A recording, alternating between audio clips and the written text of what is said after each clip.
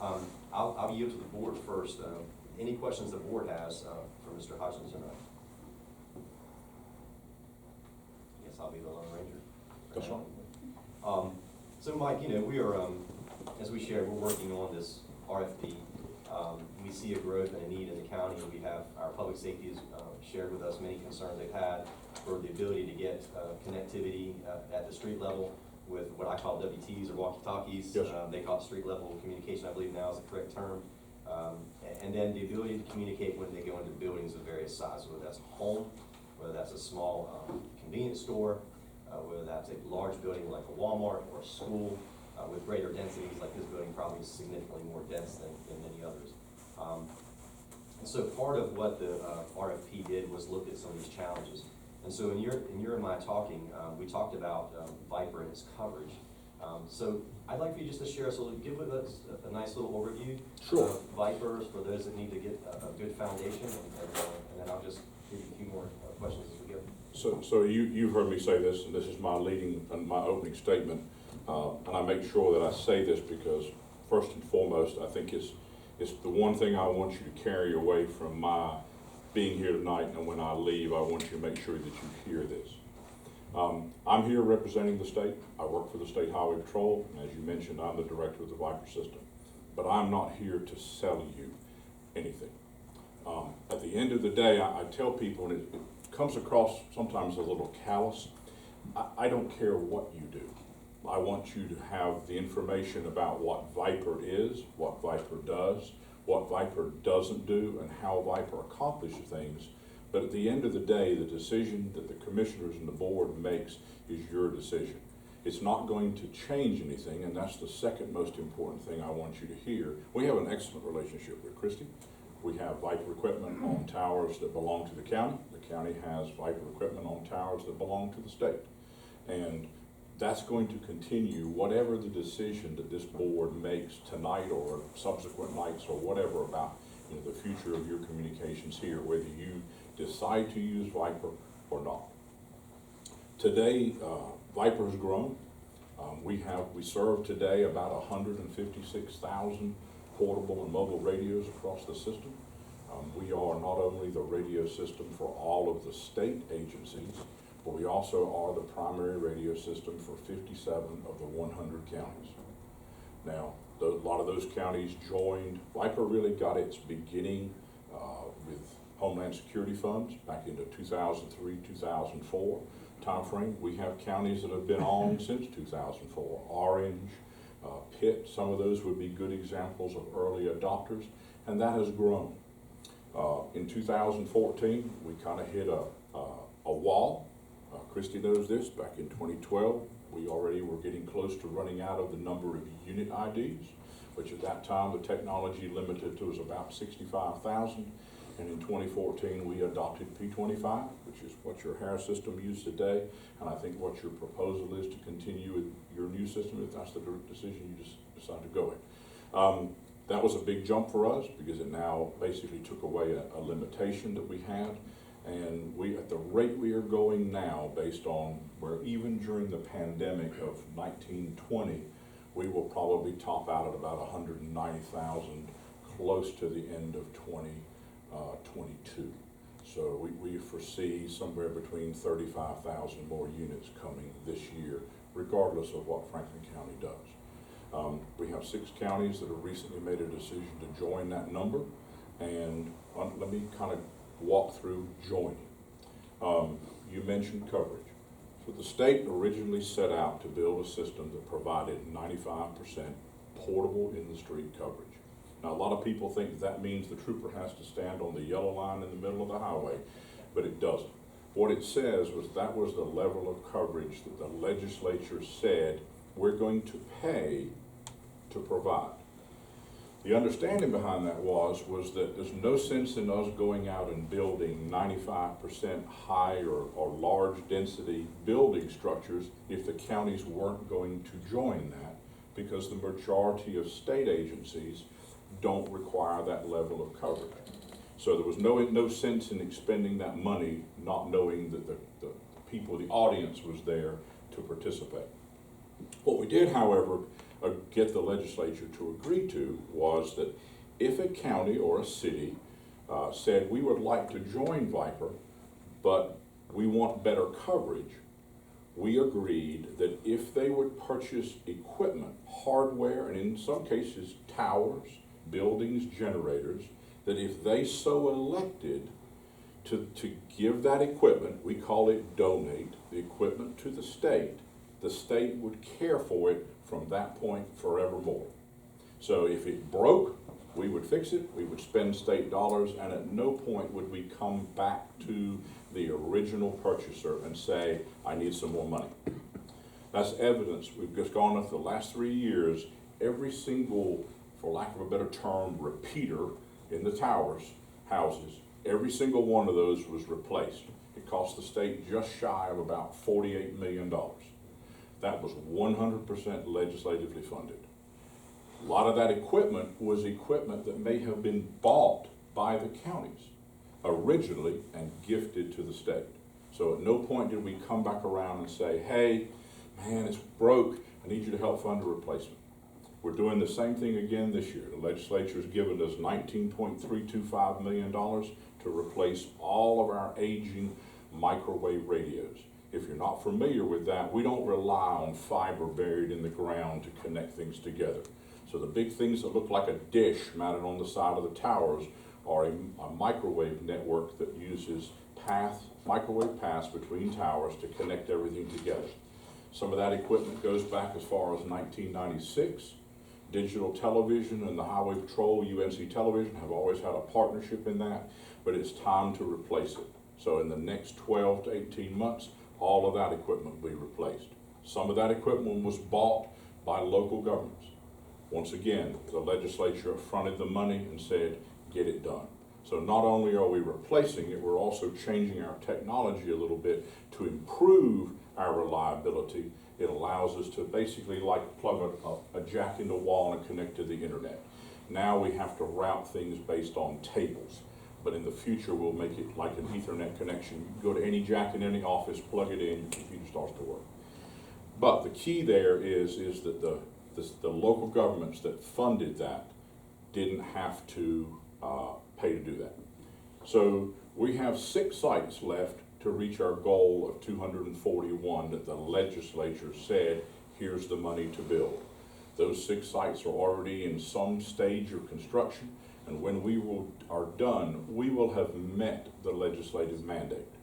Doesn't mean the legislature can't say in a particular constituency, I want to give you more money and build some more. It just says that the task that I was set forth to do, I will have completed.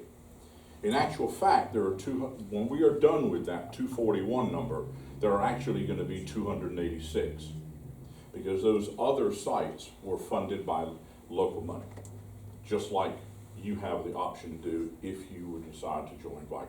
You could say, hey, I want one there, one here. I'm willing to front the money, and then the state take ownership of it. Now, if you go back to the beginning of all this, when we began with Viper, counties didn't want to own any of it. They saw that as a cost that the counties would have to bear. So in most cases, the county wanted us to take all the components that it took to stand up additional sites. That meant tower, building, generator, fencing, you name it. And in the staff of the people that work for me, I have people that does every piece of that. Tower climbers, technicians, generator techs, HVAC people. I got grass cutters that mow the lawns and take care of the bushes and things. The key there is that in the beginning, counties wanted to give away towers. I don't want the headache.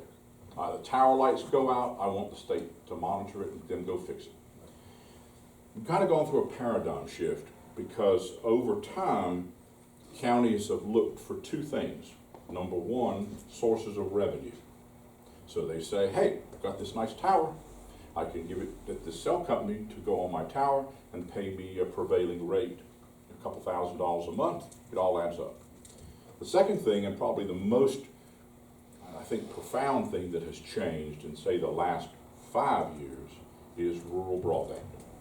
Let's face it, our citizens, regardless of which county you live in, it's all the same. Unless you happen to live in Wake, Durham, Orange, Mecklenburg, Cumberland, you get out away from those high population areas, your access to high-speed internet is either very expensive or crap. I mean, let's just face it. My son lives in southern Granville County. I mean, he has a 60-foot tower outside his house because he works from home with a dish pointed at a cell site to be able to get cellular data, because that's the best way he can do it. So what we're finding now is the counties are interested, and I'm sure if you look at the state budget, you know there's been a significant amount of money pumped into rural broadband. So here you are with these nice big towers that, hey, you can go and do business with a rural broadband provider. You own the real estate. State property is not involved in this, because I promise you don't want to go through that process all the time. And you kind of control your destiny. So more and more, if you look at the last certainly 3 to 4 years, counties are owning towers and saying, I'll buy you the base stations, I'll buy you the microwave, I'll buy you the antennas, and give it to you, and you can maintain it. Statutorily, I can't maintain something that the state doesn't own. There is a specific law that says I can't do that. So it has to be done that way, otherwise we wouldn't even bother with the process. But the law says we have to own it. Have to cover it on insurance, things like that. So that is how counties have come up and said, hey, I want more coverage. I'd like to have something better over here where your coverage doesn't give me what I need. If I build it, will you accept it? And then will you maintain it? And the answer is yes. And that's being done all across the state. It can be as simple as one site, a couple of base stations to add to a site that already exists, or it can be like Watauga County that's just made a decision to join Viper. Oddly enough, they're in the same boat you're in now. They have a Vhf system that they can't expand enough. The county's growing and growing. Have anybody been to an Appalachian football game lately and seen the number of people that show up for it? They can't deal with the growth. So they have said, hey, we want to build a simulcast system, subsystem, and we want to plug it into Viper. We're going to use these sites that are already Viper. We're going to build these additional sites. We're going to buy the hardware. We're going to give it to you, and you're going to maintain it, and we'll be part of Viper. So that's the kind of thing that happens. In some counties, they may say, we're happy with the coverage. Halifax would be a good example. Halifax is going to add some channels, but they're not adding any sites. They said, hey, we're good with the coverage we have in the county. We just need to beef up the capacity on some of the towers that are already there. So there's an example at either end of the spectrum. Beyond that, we have a 24-hour network operations center. We have a staff of about 60 people that maintain this. Not everybody comes out of Raleigh. Yes, I work in Raleigh, but that's not how we treat it. We have people that live in the communities. We divide sites up by technician so that they are closest to the problem. And sometimes people say, well, is it the Highway Patrol's radio system? The Highway Patrol is mandated by the legislature to have a statewide radio system. And there are times that being part of the patrol has some real advantages. So when something goes down on Ocracoke, I can pick up the phone and call the colonel and say, Freddie, I need the helicopter because I need to send a man to Ocracoke because the ferry can't get there. What do? They land it at the training academy. We put a man on it. It goes down there. We try to do an assessment, hopefully a resolution. So we kind of have some advantages of being able to move a lot of things because of the size of the organization as a whole. But this is not the Highway Patrol's radio system. There are 1,680 sworn members right now. We are down almost 175 people. So if you take that and you do the math, every one of them has a car, and everybody has a portable radio, and everybody has a mobile radio. Do the math, it's less than 4,000.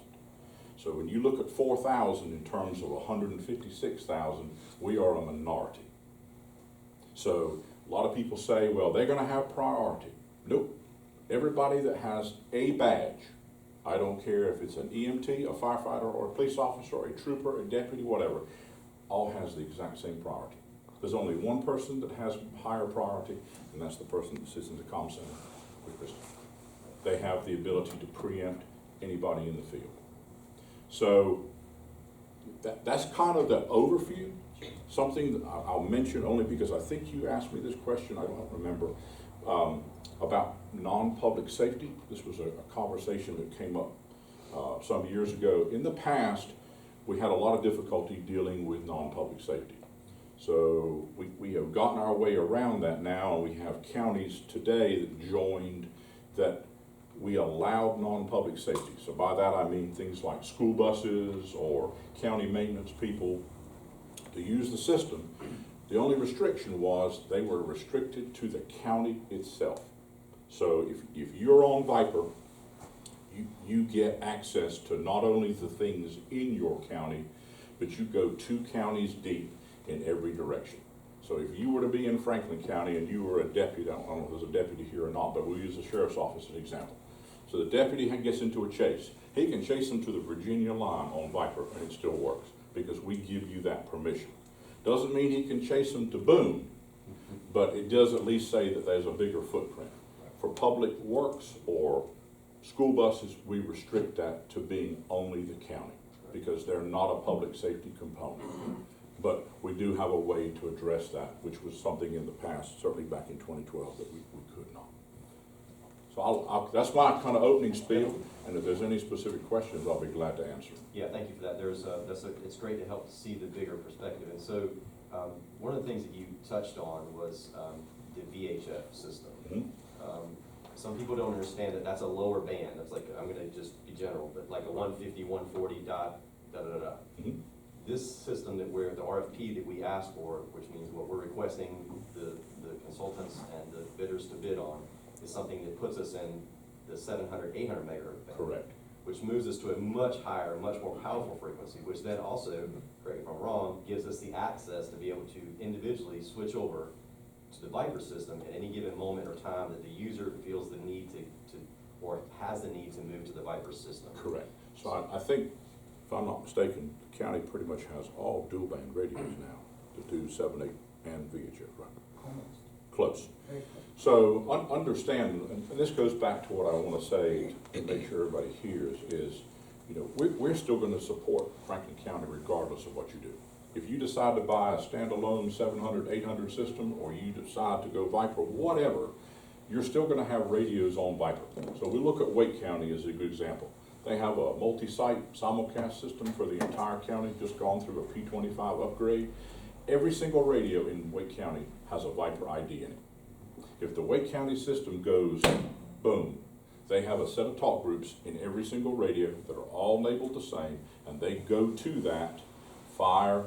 It's not going to be as big a footprint in terms of 20 talk groups for Raleigh PD, but as far as being able to say, we are down, yes, now we're up, we've given them an opportunity to make sure they continue to communicate. Right, or for example, a mutual aid situation where Correct. our first responders are going out and they're crossing the Granville County line or the Vance County line or the Warren County line, and those communities or counties are on the Viper system. Right. Those Those responding mutual aid departments will have the ability in the fire trucks or the apparatuses as well as on their walkie-talkies or street radios. And then if you look at it, talking about mutual aid as a scenario, every county around you with the exception of Wake, and I guess you touched Johnston just a little bit, right?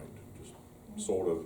So Johnston has a standalone system, Wake has a standalone system, but if you look at all the other counties that are around Franklin, they're all on Viper. So Granville, Vance, Warren, Halifax now made a decision to come, Nash and Wilson, they all have Viper as their either part, Wilson I guess is still part their local and part Viper, but Nash is 100%, Granville's 100%, Warren and Vance. So understand that you already have Viper IDs in the radios, so you already have that interface with them today. It's just a matter of turning it to it. The advantage that you will do if you did Viper or you did your own standalone, the one thing that you're gaining is by using 700, 800 frequencies is now someone coming to your aid doesn't have to have a separate radio, which being a member of a fire department that comes mutual aid into the county, I've been at Roseville now about 7 years, a total of 41 in Wake County Fire this year, but I have to have a dual band radio to come into Franklin County.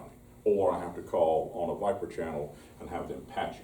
Whereas now, if you go 700, 800, and that's your primary radio system, be it Viper or not, now one device, I move with you. One of the other things that the RFP and the need of our county staff and employees of the public service community needs is the ability to communicate in those buildings. Mhm. You and I talked about that. I believe the number you shared with me is about 85% coverage in a building is what Viper is currently in this area now. And that was a ballpark. Right, I think you gotta look at it in terms of proximity of towers to buildings. So it's kinda like I said to you, and I think in the conversation, you know, we're at T Camp Road on the Sheriff's Tower. So look at that now from a low, medium, and high density structure perspective. What does it cover? Once again, we have a site in Youngsville. That's an area where you have a high concentration of low, medium, and high. Go out into the farther reaches of the county, you may not have that level of structure. So you may find that the Viper coverage you have in a wooden, low, or wood and masonry construction, medium structure might give you the coverage you need, or it might not. But one of the things that, like I think some people, this is a question we get asked a lot. Do you guarantee coverage? We don't guarantee coverage because we're not really here to sell you anything. Understand that we have, by default, we had to make a decision in 2003 who was going to build the system that we constructed. It was going to be one of two vendors, and in the end, we chose Motorola. So if you do business with Viper, you're going to be buying Motorola hardware simply because that's what the infrastructure is. It is what it is. It could have been the other, and then we'd be all buying Harris radios. But essentially, the decision was made to Motorola. So what we do is we kind of feel like we can hold a gun to Motorola's head. And we say, okay, this county wants to consider Viper as an alternative, and this is the level of coverage that they want to achieve. So I have good engineers, but at the end of the day, Motorola is the one who you are going to expect to guarantee your coverage. So they come to us and they say, this is our design. Are you comfortable with us marketing this design? Because at the end of the day, my people have to maintain it. So we are in that process, but we're not the guarantor because you're going to write a check to them, not to us.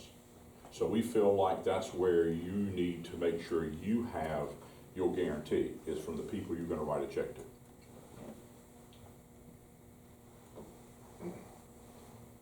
So, any questions from any of the members of the board tonight? Before Yes, sir. Now, you're saying, if we went with you, the Viper, give you the equipment, Yes, sir. what after about 15, 20 years, and somebody starts reaching its end of life, the equipment itself has to be replaced? Yep. Who does that fall back on? Us. That's what Okay, you even take care of when Yes, all sir. this stuff we're looking at now is outdated and inadequate, Yeah. not even foot. And that's really the examples, Commissioner Ford, that I used, is that we replaced all of the base stations. Some of those dated back as far as 1999, and yet in between 2018 and 2021, the state fronted $40-some million to replace them all at no cost to the people who may have bought them in the original situation. Same again with the microwave upgrade Up this year. front is just the county. The county bought it up front, donates it, and the right point on. And then you take care of it even in 15, 20 years on Correct. the capital outlay cost of replacing it.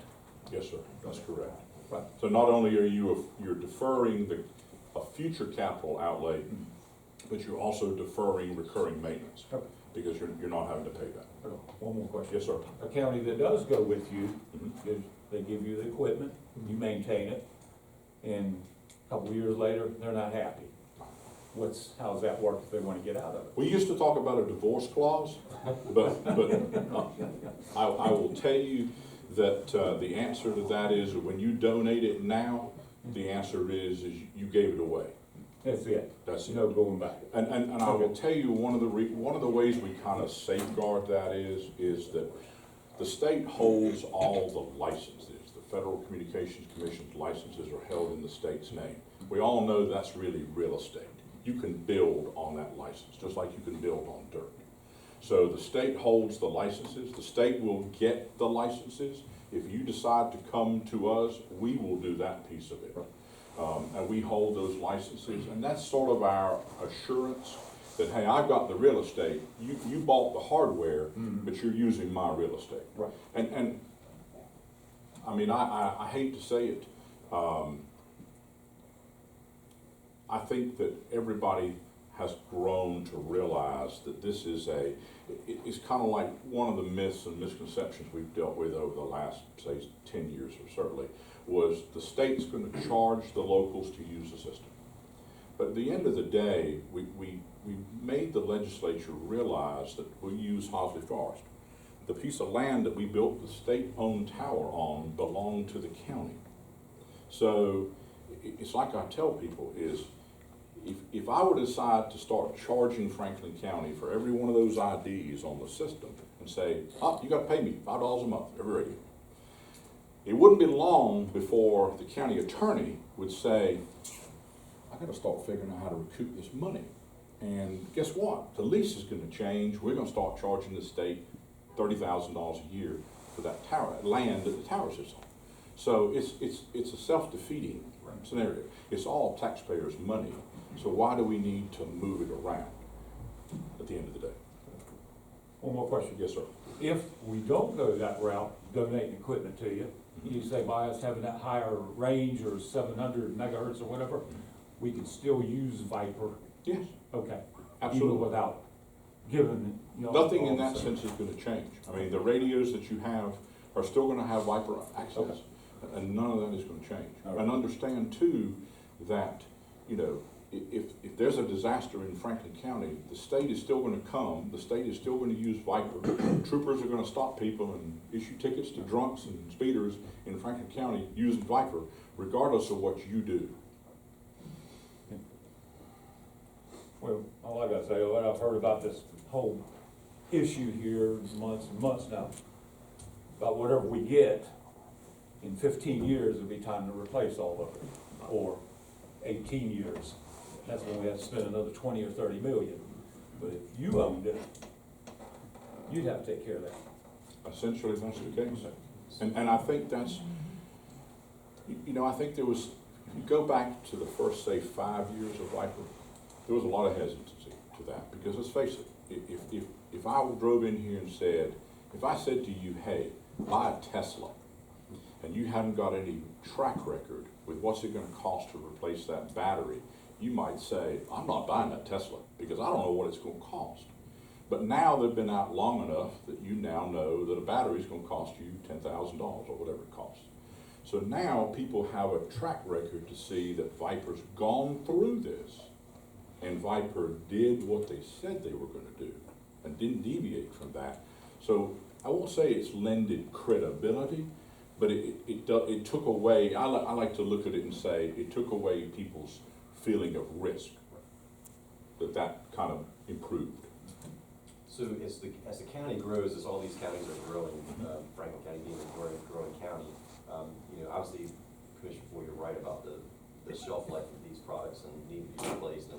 But as we grow, we're gonna need additional coverage, meaning that we're gonna have more buildings built.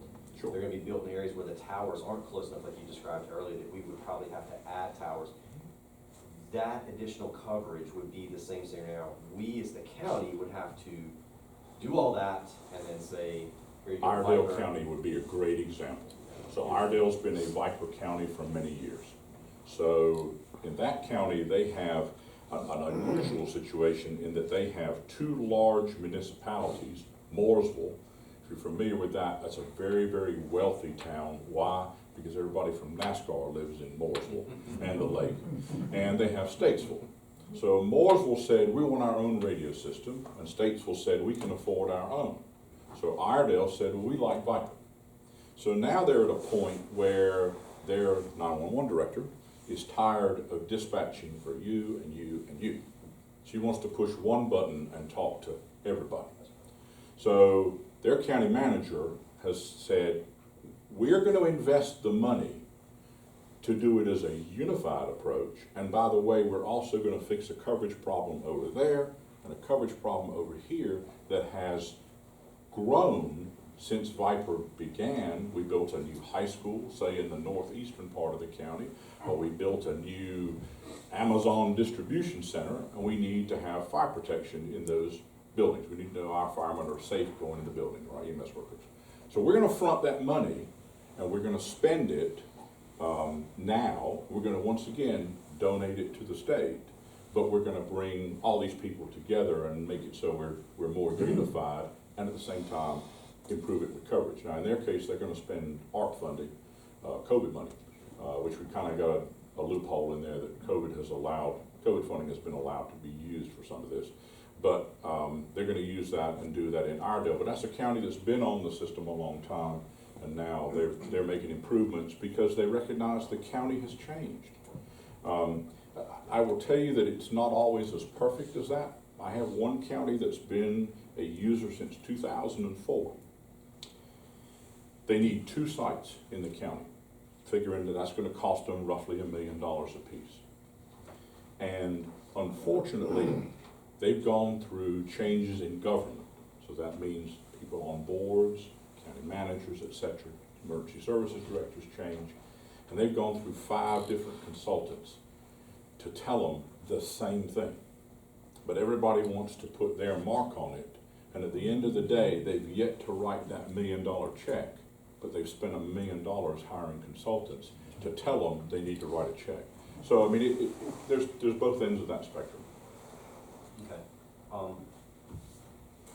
What about the consoles and things like that? Like when as our 911 center grows, Right. is it anything we add, we got to give it to you, give it to Viper? So let me explain to you about consoles. So consoles is a piece that we don't maintain. The reason we don't maintain that is 911 funds from the 911 board are permissible expenses to maintain the consoles. So you have a funding mechanism in the county to do that. We also have an issue there in that you're probably going to pay a fiber provider to connect your consoles to where our cores are located. We found early on that it was a matter of, it's your problem, no, it's your problem. So in that situation, we found that the 911 directors have a good relationship with the service providers like Spectrum or AT&T or whoever it is, that you manage that process and you manage the maintenance costs of just the consoles. That's the only piece of this that you maintain. And I think I'm right that the 911 funds will pay you to do that. So that's a piece that there really was no sense in us taking the cost on, knowing that there was a revenue stream that you could have simply used the funding you're already getting from the 911 surcharge to be able to do that. Okay. The other piece of this system is the radios in the vehicles, whether it's a fire truck or a police car or Yes, whatever, and the radios that every personnel holds. Well, I call them walkie-talkies. Right. Are they things that you maintain? Nope. No. So we still would have to maintain Correct. the shelf life of that. And that's entirely up to you as far as, the manufacturer may tell you it's gonna last this long or this long. I will tell you that I retired troopers radios last year that were 13, 14 years old, which was almost double the life expectancy. And that's one reason why. Imagine, I use the analogy that I used to say that DOT was something to be proud of and say that, man, DOT maintains the roads and you buy the car and pay the gas and put tires on it. Not sure that's always a good analogy anymore and you ride over bad roads, but that's really what it boils down to. It's the same situation. The DOT pays for the roads and the road maintenance, and you buy the car and you pay for changing the oil and tires and put gas in it. So the county would still have the expenses as they arrive for equipment such as personal radios for the subscribers or the personnel, the walkie-talkies like they call them, WTs. Any radio that goes in a vehicle, its antenna, brains, installation, maintenance, annual stuff, all that is still a county expense. Any future growth is still a county's expense. Or am I missing? So it's not everything is Infrastructure. paid for. It's really the only piece that you're looking to the Right. state. You're doing the infrastructure piece. Right. Correct. Okay. I think you just made you pretty much replaced the fleet. Is that? Walkie-talkies, the WPs, yeah, we just did that. When we do replace those radios, we are obligated to use a Motorola product, correct? Because your Viper requires Motorola to No, be used. that is not, from the point of radios, portables and mobiles, we have 6 vendors. Okay. Motorola, Harris, Kenwood, E.F. Johnson, Tate, Bendix King. Okay. We send out a certification list every year. We say, these are coming off, these are going on, and we've tested those. The manufacturers provide us, for lack of a better term, free radios, and we run them through the paces so that we know that if you buy one, that we know it's gonna work on Viper. Sure. I just want to clarify that because. That's right, no, that's fine. No, the fact that you bought Motorola radios and you got Motorola radios on a Harris system, that has no bearing on what you buy as a subscriber. The Motorola that you're talking about is the system. That's right, the infrastructure is Motorola. All right. Anybody else with any other questions? Trying to think of anything. I got something. If the county went with the Vhf System, and we put the infrastructure in, and it cost us X amount of dollars, and Motorola agrees to our terms to $95.95.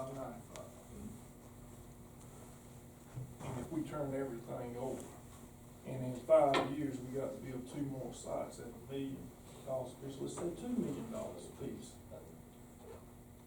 would it still not be cheaper? And this is a question for us to consider. Then every 15 years spending $20 million to upgrade our radios.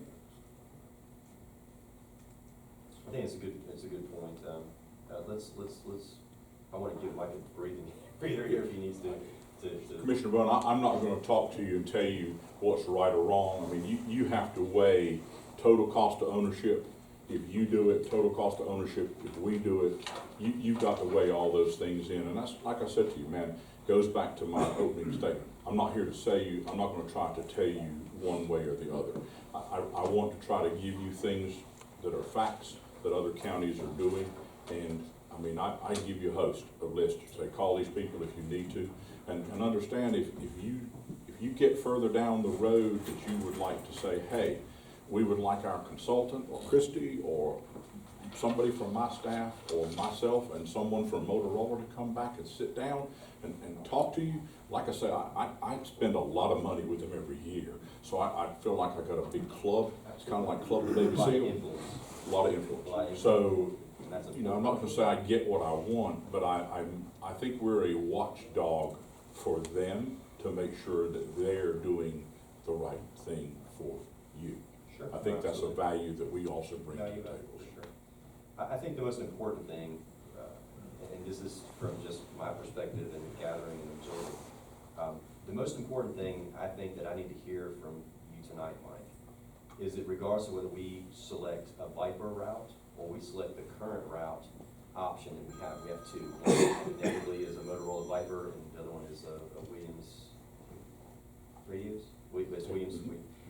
Regardless of which one we do, because we're going to a 700, 800 megahertz system, our users at any given time on their own discretion have the ability to switch from our system to the Viper system or from the Viper system to our system.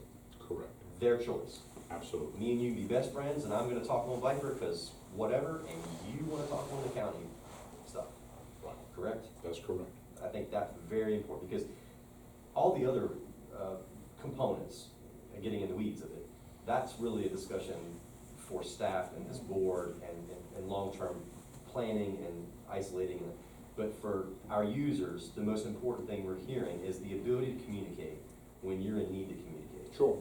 And having been there and worn the uniform, I completely get it. Right. So that's the one thing I want to be sure that we are crystal clear on. That moving to this RFP, regardless of A or B, we have both of those at our discretion. I promise you that the lieutenant that works for me on the traditional IT side is a former first sergeant here in Vance, Warren, and Franklin. So Joe Gaskins is his name, and he has beat my door down more than once over the last 2 years that he's been assigned to my duty station to say, what can I do to get the troopers radios to talk on Franklin County system? And unfortunately, we don't buy dual band radios. We buy a 700, 800 radio. So I promise you, regardless of which direction you go, Viper or a standalone system that's both using 700, 800, there's gonna be a happy first sergeant because they're gonna wanna talk on your system as well as our system. No, absolutely. And there's value out there. There's always been a big gap there. Yeah, I mean, I remember when the radios were 25 megahertz. Talking the scanner. Yes. Talking listen. I've done multiple pursuits through counties, and the only way I could communicate was, luckily, I had a scanner, a personal scanner in my vehicle. And the troopers had one to listen to the And I would tell counter. my central, advise them, I can hear them on my scanner, but they can't, I got it. Save them time to relay. Unless there's any other questions for the board, hearing none, I want to thank you sincerely and genuinely for taking You're your very personal welcome, time. Mr. Chair, and thank you, Commissioners, for the opportunity to come talk to you, and you have my information. I know Ms. Denton does too. If there's anything that I can do to help you after tonight, please do not hesitate And to if reach you're ever out. in the county, if a couple hours heads up, I'd enjoy Very taking you good. to lunch somewhere than And a happy New Year. Bojangles we had for dinner. Thank you very much.